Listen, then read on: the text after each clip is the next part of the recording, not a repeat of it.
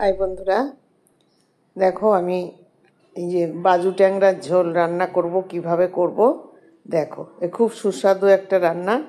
ট্যাংরা মাছ তো অনেক রকম করেই রান্না করা যায়, কিন্তু আমি করব নতুন সিস্টেমে। তেল গরম করে আমি আগে এই ট্যাংরা মাছগুলো ধুয়ে নুন হলুদ মাখিয়ে রেখেছিলাম। এখন তেল গরম করে মাছগুলো ছেড়ে দিয়েছি। এই মাছগুলোকে সুন্দর করে আমি এখন ভেজে নেব। দেখতে থাকো তোমরা। খেতে খুব টেস্টি হয় আমি যেভাবে রান্না করব। এইভাবে সোনা খেতে খুব খুব ভালোবাসে। ওই জন্য আমি ট্যাংরা মাছ আসলে আমাকেই রান্না করতে হবে, অন্য কেউ রান্না করলে চলবে না। তাই আমিই করে দিচ্ছি। দেখো মাছগুলো ভেজে নিয়েছি, ভালো করে তুলে নিচ্ছি মাছগুলো। দেখতেই পাচ্ছ আমি এই দেখো কত সুন্দর করে ভেজে নিয়েছি। মাছগুলো ভাজা কম হলে হবে না। এবার এই তেলের মধ্যে আমি আলু ভেজে নেব। পাতলা পাতলা লম্বা করে আলু দেবে, যেহেতু ট্যাংরা মাছটা লম্বা, এই জন্য এই আলুটাও কিন্তু পাতলা লম্বা করে কাটতে হবে। একটু লবণ একটু হলুদ দিয়ে দিলাম, দিয়ে এখন এটাকে সুন্দর করে ভেজে নেব। রান্নাটা সবসময় একটু মন দিয়ে করতে হবে, কারণ একই রান্না অনেক রকমের করা যায়। তার জন্য দরকার হলো মনটা এর মধ্যে রেখে রান্না করতে হবে। যে কোনো জিনিস মন দিয়ে করলে সেটা খুব সুন্দর হবে আর বিভিন্ন রকমের করা যাবে। আলুগুলো আমি ভালো করে উল্টে পাল্টে লাল লাল করে ভেজে নিচ্ছি, যাতে কোনোটা ভাজা কম না থাকে।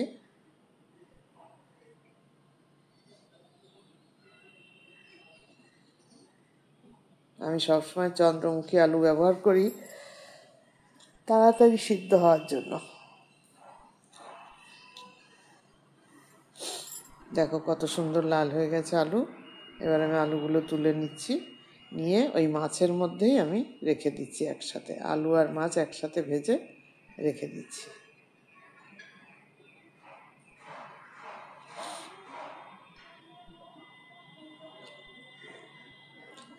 এখন এর মধ্যে আমি আর একটু তেল দিয়ে দিলাম, দিয়ে এবার এই তেলের মধ্যে ফোড়ন দেব। জিরে ফোড়ন দিলাম।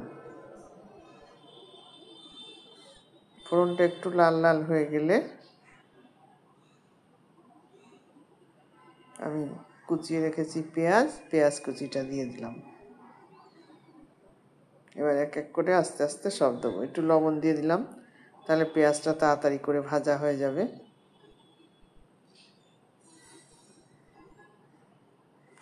টমেটো কুচি দিয়ে দিলাম।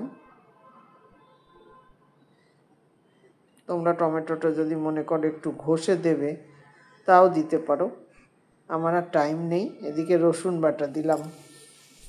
পেঁয়াজ রসুন টমেটো দেওয়া হয়ে গেল। এবার দিচ্ছি কাঁচা লঙ্কা বাটা। আমি শুকনো লঙ্কা বাটা ব্যবহার করি না বললেই চলে। ওই মাংস টাংস হলে তখন শুকনো লঙ্কা বাটা দিই। এবার দিচ্ছি আদা বাটা। পেঁয়াজ আদা লঙ্কা টমেটো আর রসুন এগুলো দিয়ে আমি ভালো করে এখন কষাবো, কিন্তু এর সঙ্গে আর একটু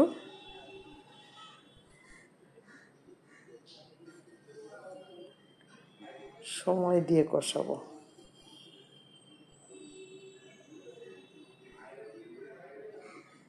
দেখো লবণ দিয়েছি বলে পেঁয়াজটা কত তাড়াতাড়ি কষানো হয়ে যাচ্ছে, লক্ষ্য করছো তোমরা নিশ্চয়ই।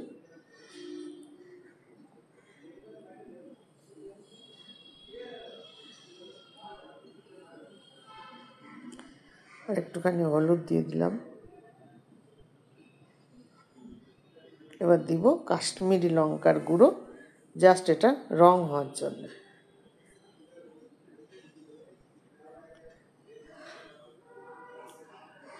একটু জল দিয়ে দিলাম, তাহলে মশলাটা কষানো ভালো হবে আর পেঁয়াজটা বেশ কাই কাই হয়ে যাবে। এর মধ্যে এই আলু আর মাছটা দিয়ে এবার একটু নাড়াচাড়া করব।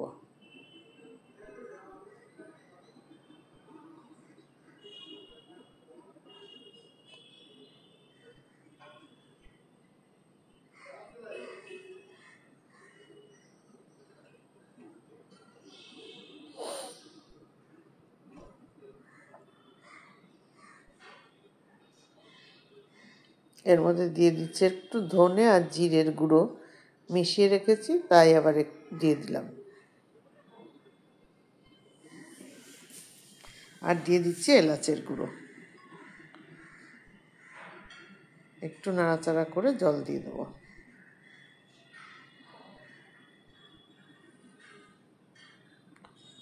এবার জল দিয়ে দিলাম।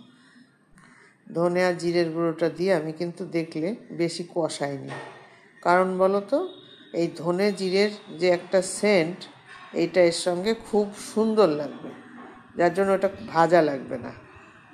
একটু 1 থেকে 2 নাড়া দিয়েই জল ঢেলে, আমার রান্নার কায়দাগুলো দেখে নেবে যে আমি কিভাবে করছি, সেভাবে করবে। তোমরা খেয়ে দেখবে এর একটা আলাদা স্বাদ হচ্ছে। এই ট্যাংরা মাছটা এবার মেথি বাটা দিয়ে রান্না করলে এত সুন্দর হয় খেতে। এবার ঢাকা দিয়ে দিলাম।